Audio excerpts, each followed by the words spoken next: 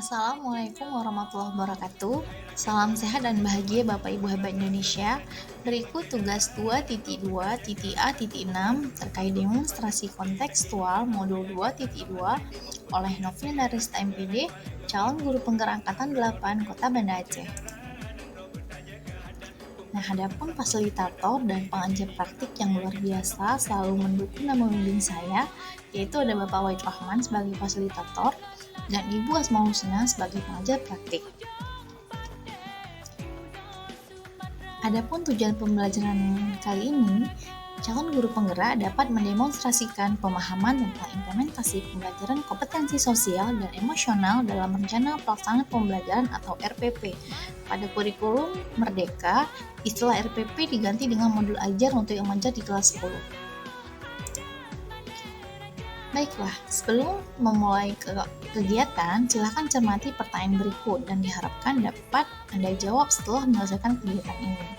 Nah, ini terkait pertanyaan yang ada di LMS. Bagaimanakah saya dapat mendemonstrasikan pemahaman saya tentang penerapan pembelajaran dalam 4 indikator pengajaran eksplisit, integrasi dalam praktek mengajar, guru dan kurikulum akademik, penguatan iklim kelas dan sekolah, dan penguatan kompetensi sosial dan emosional pendidik dan tenaga pendidikan di sekolah. Nah, adapun jawabannya, untuk yang pertama, pengajaran eksplisit dalam pembelajaran sosial emosional. Nah, di sini dapat melakukan 2 rencana pelajaran yang mencakup pengajaran keterampilan sosial dan emosional kepada siswa secara langsung. Gunakan metode yang jelas dan terstruktur. Aktif terlibat dengan siswa dalam diskusi, permainan peran, atau latihan yang mendorong pengembangan keterampilan sosial dan emosional. Nah, yang kedua, lakukan integrasi dalam praktek mengajar guru dan kurikulum akademik. Nah, di sini dapat melakukan identifikasi peluang dalam kurikulum akademik. Nah, selanjutnya buat aktivitas atau proyek yang menggabungkan keterampilan sosial emosional, bagikan pengalaman untuk membantu siswa menghubungkan pengetahuan akademik dengan kehidupan sehari-hari. Selanjutnya, yang ketiga, penguatan iklim kelas dan sekolah melalui pembelajaran sosial emosional. Dalam mengelola kelas, berfokuslah pada pengembangan hubungan yang positif antara siswa dan menciptakan iklim kelas inklusif menggunakan strategi pengelolaan kelas yang mendorong kerjasama, saling menghormati, partisipasi aktif, ajak siswa untuk berpartisipasi dalam kegiatan sosial emosional di luar jam pelajaran. Nah, yang keempat, penguatan kompetensi sosial emosional pendidik dan tenaga pendidikan. Nah, caranya bangun jaringan dukungan dengan sesama pendidik dan tenaga pendidikan. Sediakan waktu untuk refleksi pribadi dan bersama. Ajak pendidik dan tenaga pendidikan untuk berpartisipasi dalam pelatihan atau workshop dan MGMP. Nah, adapun tugas pada modul kali ini, yaitu tugas 4.1, membuat rencana implementasi pembelajaran sosial dan emosional bagi murid di kelas. Yang pertama, langkah-langkah yang dapat Anda ikuti, tentukan minimal 2 kompetensi sosial emosional KSE yang akan Anda implementasikan. Berikan alasan pemilihan KSE tersebut. Bila satu RPP atau rencana pelaksanaan pembelajaran atau RPL, rencana pelaksanaan pelayanan yang sudah ada, dan pilih 2 KSE untuk diimplementasikan dalam pembelajaran tersebut. Nah, kali ini karena sekolah saya telah mendapatkan kurikulum Merdeka, maka saya menggunakan modul ajar. Nah, untuk yang ketiga, Anda dapat mengacu pada RPP atau modul ajar yang dijelaskan dalam bagian D1 dan D2 dalam implementasi pembelajaran sosial dan emosional pada tahap eksplorasi konsep. Sesuaikan penyampaian dan instruksi pembelajaran dengan konteks kelas Anda. Nah, unggah RPP atau RPL tersebut pada tautan yang telah diberikan.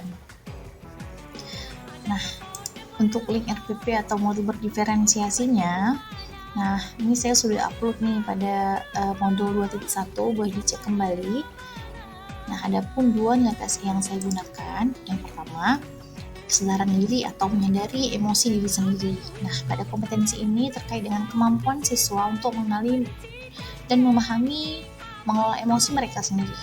Dalam kegiatan ini, kesadaran diri dapat dikembangkan melalui beberapa tahapan seperti memberikan persepsi atau motivasi. Kalau pada kurikulum Merdeka kali ini yaitu pertanyaan pemantik.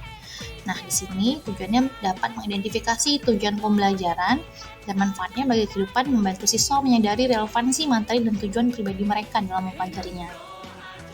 Nah, terkait pertanyaan mendasar, pertanyaannya pada modul ajar yang telah saya buat, apa yang kamu lakukan bila HP Android atau iPhone-mu tidak ada sistem operasinya?